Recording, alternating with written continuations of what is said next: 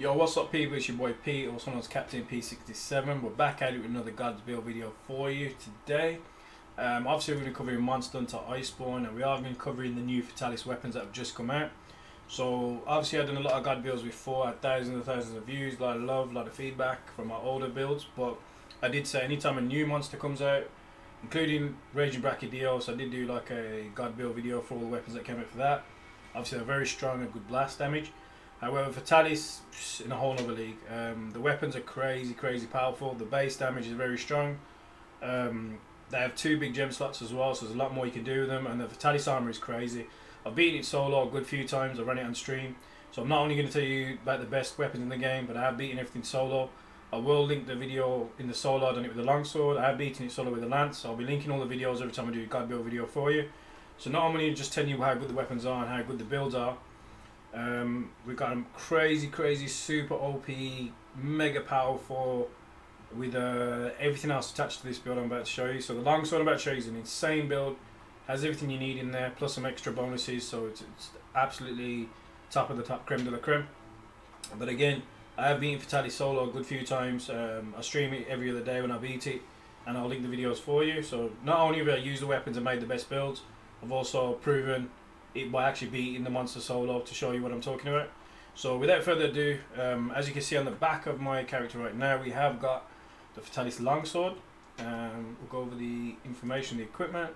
So it's Fatalis Zagaspanon, and when you buff it the way I buff it, you're going to get base attack of 1274, sharpness is purple with a little bit extra, plus protective polish in the build, affinity is base 25, element is 180, and dragon, it's got very light elder seal also. I will be removing these on the left for you, so you can actually get into the equipment itself, what I've used, and the decorations I've used as well. But yeah, let's get to it. Let's change this. So let's move these real quick. So pow, pow,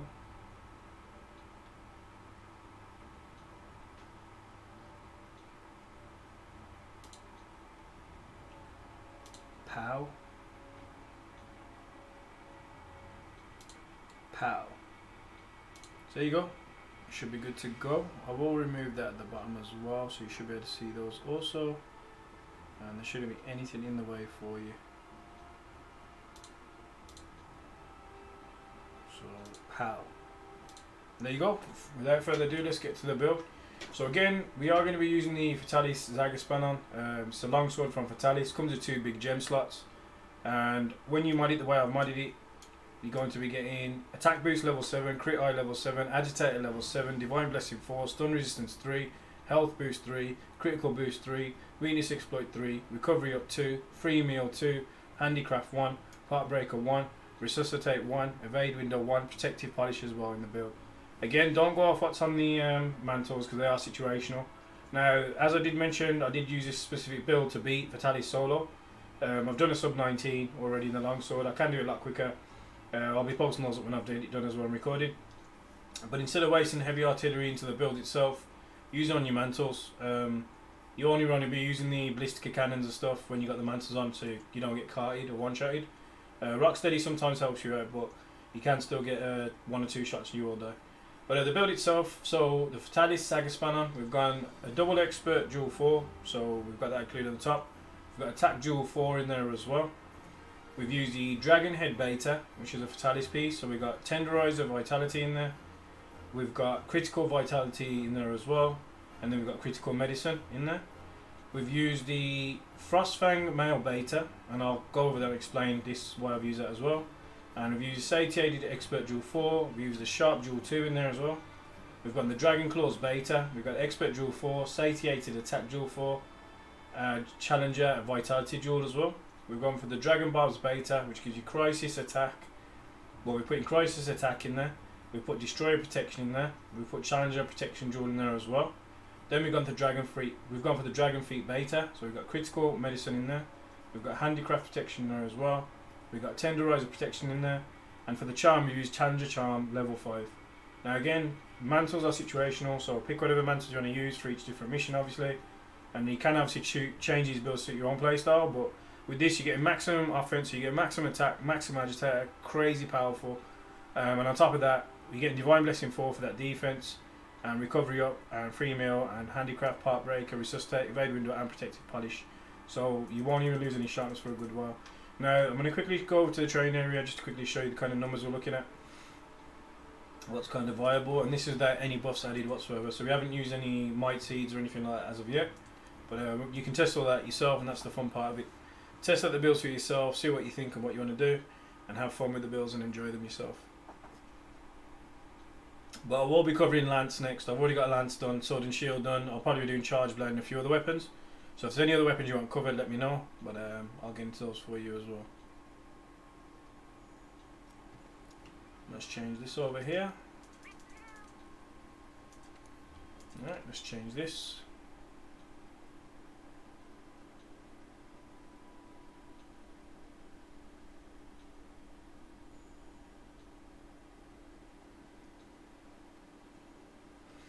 So, as you can see, a couple of first slash, 157, 137.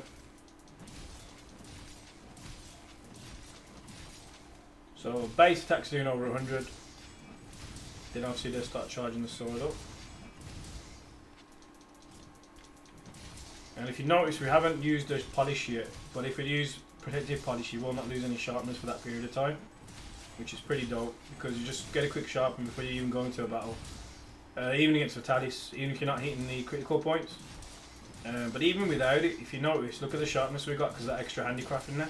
So when I say this has got everything in the build that you need, it does have everything you need. It's absolutely dope build. So again, now the sword's actually charged up. Let's get 187s now, so it's doing way more damage. So we're looking at one helm slash there. Started off with 182s at the top there, more crit hits, then went to like 131 at the bottom. But again, as you can see, based off the sharpness, we're still on that purple sharpness. But now, when you use buffs on it, it does absolutely mega damage. It does so much damage. The power is ridiculous. If you're not fighting someone like Vitalis, you can actually get rid of Divine Blessing 4 and stuff like that. If you prefer not to use it, go for more DPS, maybe peak performance. But it's all dependent on the battle itself and what you can and can't do. So again, you can change all the builds to your own playstyle. However, these are always the maximum DPS builds that I do. The most offensive builds, the most powerful, without sacrificing anything. And we're still on purple sharpness after all that.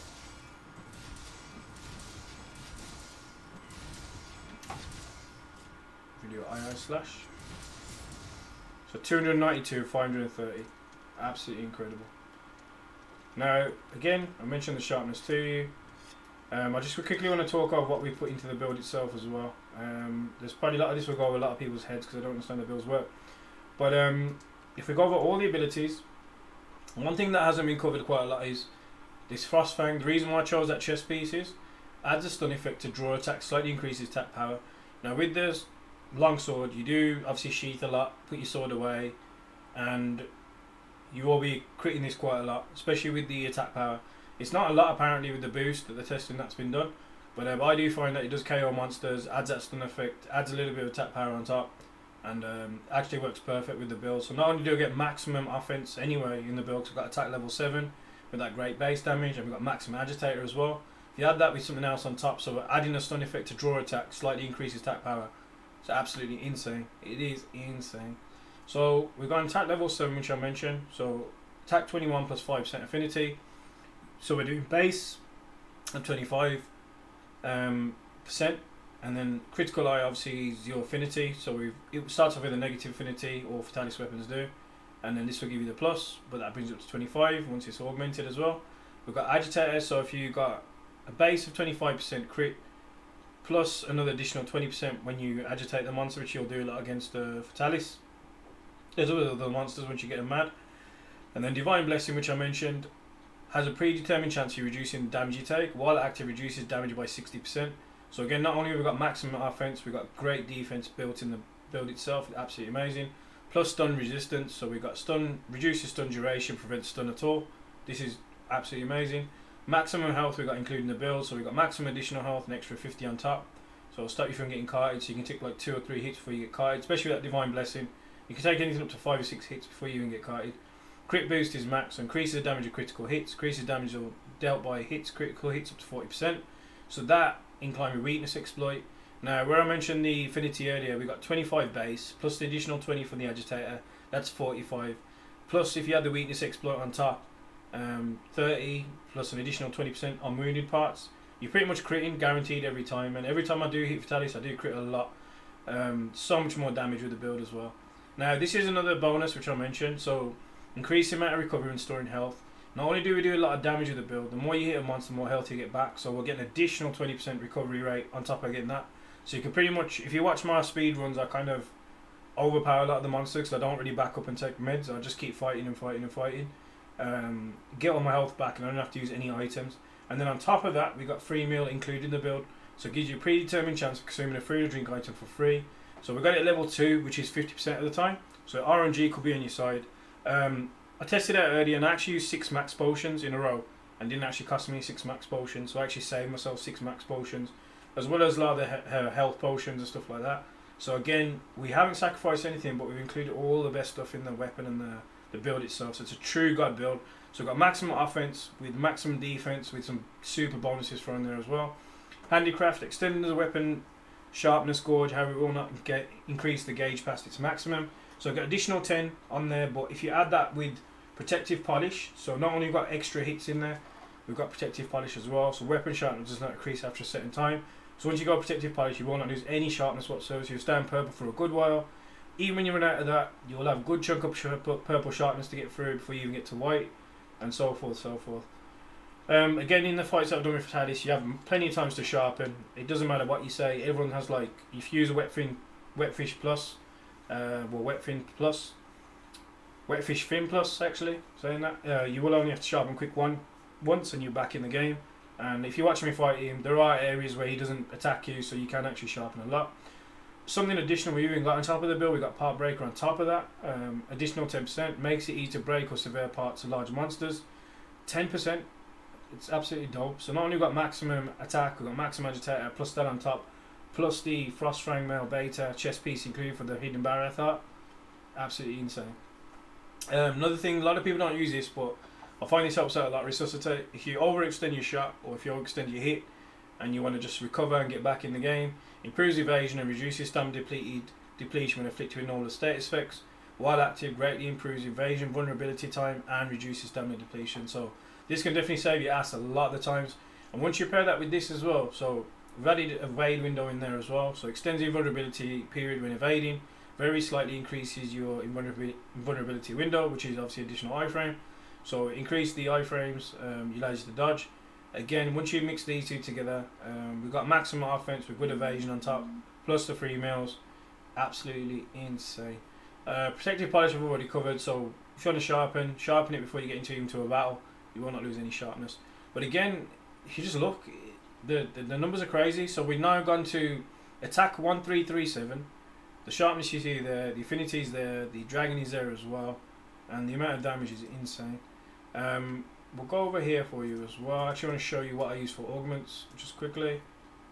Again, it mentions the weapon. So we've gone for affinity increase 2, health regen 3, and element status up for a 1 gem slot as well, or 1 slot. And that covers your build for you folks. So there you folks have it. That's the Longsword covered. I will be attaching the Fatalis solo run I did just to show you how powerful it is and what kind of numbers you're looking at with buffs. You can obviously test it out yourself. If you've got any questions, let me know. But yeah, thank you for supporting my content. If you want me to cover any new weapons, I will be covering the lance next, and the sword and shield, maybe the charge blade. So anything else you want me to cover, let me know. I stream on Twitch every day. I do Monster Hunter runs every day. Run with the viewers a lot. So I do Xenogrey runs, I do Fatalis runs. If you're stuck on Fatalis, let me know. That's CaptainP67 on Twitch. Make sure you follow my channel. The link will be in the description below.